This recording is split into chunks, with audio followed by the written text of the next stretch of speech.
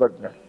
ఏలియా ప్రార్థన ఎటువంటి ప్రార్థన అంటే ఆయన కర్మేలు పర్వతం ఎక్కిందే ప్రార్థన చేయడానికి. ఈ కర్మేలు పర్వతం మీద ఆయన 2 ప్రార్థనలు చేసినాడు.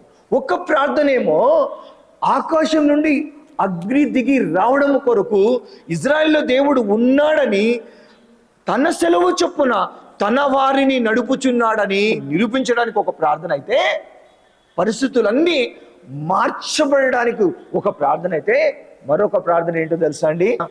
ఆసక్తి ప్రార్థన.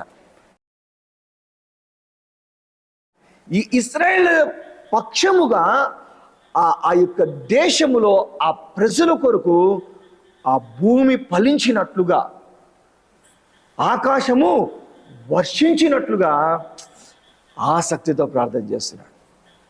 తన ప్రజలకు దేవుని కార్యములు కావాలి, దేవునికి స్తోత్రం కలుగును గాక. తన ప్రజలు కరువు కోరల్లో చనిపోకూడదు. తన ప్రజల అవసరత కోసం ఆసక్తి ప్రార్థన చేస్తున్నాడు. ఆ ప్రార్థనల గురించి మనం చూస్తే, బయట ఆకాశములో ఎటువంటి మబ్బు లేదు, పూర్తిగా వెలుగుమయమైంది ఆకాశం.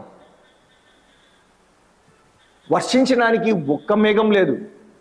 అటువంటి ఆకాశం బయట ఉంటే, అతను ప్రార్థనలో అతను ఆ యొక్క ప్రసవేదన పడుతున్నటువంటి వాడిలాగా ఆ తలని ఆ మోకాల మధ్యలో పెట్టుకున్నప్పుడు అతని గుండెల్లో మాత్రం ఆకాశం పూర్తిగా మబ్బులతో అలుముకొనుంది, మేఘములతో అలుముకొంది.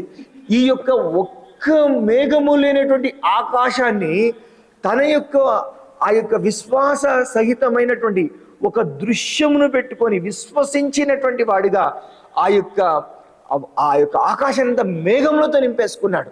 Praise the Lord. ఒకవైపునేమో ఒక్క మేఘము లేనటువంటి ఆకాశము, మరొక వైపు నుండి ఇతని గుండెల్లో మాత్రం పూర్తి మబ్బులతో మేఘములతో నిండినటువంటి ఆకాశం. తన పనివాడిని పిలిచి అంటాడు, నువ్వు వెళ్ళి ఆ యొక్క సముద్రం వైపు చూడు, నీకేమైనా కనబడుతుందా అని చెప్పని అడుగుతాడు. సముద్రాన్ని, ఆకాశాన్ని, ఈ ఆకాశం వెళ్ళి సముద్రంలో దిగినట్టుగా ఉంటుంది దృశ్యం. ఎప్పుడైనా మనం సముద్రం దగ్గరికి వెళ్ళినప్పుడు ఆ సముద్రాన్ని, ఆకాశాన్ని అతను వెళ్ళి చూసినాడు. చూసి ఏమన్నాడంటే, అస్సలు ఆకాశంలో ఒక్క మేఘం కూడా లేదు వర్షం రావడం కొరకు. అప్పుడు ఏలి అంటాడు, తన హృదయములో విశ్వాస దృశ్యాన్ని చూసుకుంటూ, నువ్వు వెళ్ళి 7 మార్లు చూడిపో అని చెప్పని అంటాడు. చూసారా ఎటువంటి ప్రార్థన అంటే, ఎంత ఆసక్తి అంటే, అక్కడ ఏమీ లేదు వర్షం రావడానికి. గంటలు గడిచిపోతున్నాయి, నిమిషాలు గడిచిపోతున్నాయి, ఏమీ లేదు. అయితే ఏలియా ఆ యొక్క దృశ్యాన్ని పెట్టుకొని ఆ ఆకాశము నిండా మేఘములు కలిగినటువంటి ఆ వర్షము కురిసేటువంటి ఆ దృశ్యాన్ని పెట్టుకొని ఆసక్తిగా ప్రార్థన చేస్తున్నాడు. దేవుని కార్యం కొరకు అంత ఆసక్తితో ప్రార్థన చేస్తున్నాడు. ఒక విశ్వాసం కలిగిన ఒక మాట హబ్బుతో చెప్తాడు, విస్తారంగా వర్షం పడేటువంటి సూచన ఉంది, నువ్వు బయలుదేరి వెళ్ళు అని చెప్తాను. ప్రియమైన దైవ జనాంగమా, ఎప్పుడైతే ఇలాంటి ఒక ఆసక్తిగా తన జనుల కోసం ప్రార్థన చేయడం ప్రారంభిస్తాడో, ఇతని విశ్వాస దృశ్యంలో ఏదైతే ఉన్నదో అదే నిజ ఆకాశంలో కూడా అలుముకొని పనివాడు పరిగెత్తుకుంటూ ఏం చెప్తాడంటే ఒక చెయ్యంత మేఘము సముద్రంలో నుంచి ఆకాశం వైపు లేస్తా ఉందని చెప్తాడు. దేవుని ప్రజలు ఎలాంటి వారిగా ఉండాలా? అసలు ఆ యొక్క ఆకాశంలో మేఘములే లేవు. అయితే ఒక విశ్వాస సహితమైన ఒక దృశ్యము అతనిలో ఉండి, తన దేవుని మీద నమ్మకం అతనిలో ఉండి, తన దేవుని కార్యములు జరగాల అన్నటువంటి ఒక పట్టుదల కలిగినటువంటి వాడై, తన విశ్వాసంలో ఏదైతే తను కలిగి ఉన్నాడో దాన్ని ఈ యొక్క భౌతిక ఆకాశంలో తీసుకురాగలిగినాడు. తన విశ్వాసం ఏం చేసింది? సముద్రంలో నుంచి ఒక మేఘాన్ని ఆకాశం వైపు లేపగలిగింది. ఇట్లాంటి ప్రార్థన పరులు కావాలి. Praise the lord. నీ జనులలో లేదు, అయితే నీ జనుల్లో ఆ యొక్క కడవరి వర్షాన్ని నువ్వు తీసుకొని రాగలగాలి.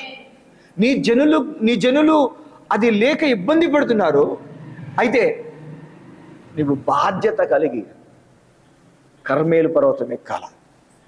ప్రార్థన అనగానే విశ్వాసాలు ఏంటిదంటే బాధ్యత లేదు. మనుషులు దర్శనాన్ని వదిలిపెట్టేటువంటి పరిస్థితి. వాళ్ళకంటూ ఒక దర్శనం లేదు. నా కుటుంబం ఇట్లా ఉంది, నా సంఘం ఇట్లుంది, నా జీవితం ఇట్లుంది, ఏమీ లేదు, ఒట్టిదనముతో ఉన్నాను, సమృద్ధి లేదు, దీవెన వర్షం లేదు, కానీ సంకల్పము ఉండదు. ఏమీ లేకపోయినా కూడా సంకల్పం ఉండదు, ఏమీ లేకున్నా కూడా వేదన ఉండదు. అయితే నా జీవితం ఇలా ఉండాలి అనేటువంటి తాపత్రయం ఉండదు. దాని కొరకైన విశ్వాస సహితమైన ప్రార్థన ఉండదండి. వా, ఆ జనులు ఎంత ధన్యులు ప్రియులారా! ఆ జనులు ఎంత ధన్యులు! వారి కరువుని జయించడం కోసం, వారి కోసమైన పంట కోసం, ఫలింపు కోసం ఒక ఏలియా వాళ్ళ కోసం అన్నాడండి. Praise the lord. ఒక ఏలియా చేసింది విశ్వాస సహితమైన ప్రార్థన. దేవుడు అది చెయ్యగలడు అనేది విశ్వాసం. Praise the lord. దేవుడు అది మనతో చేయించడం, అది విశ్వాస సహితం.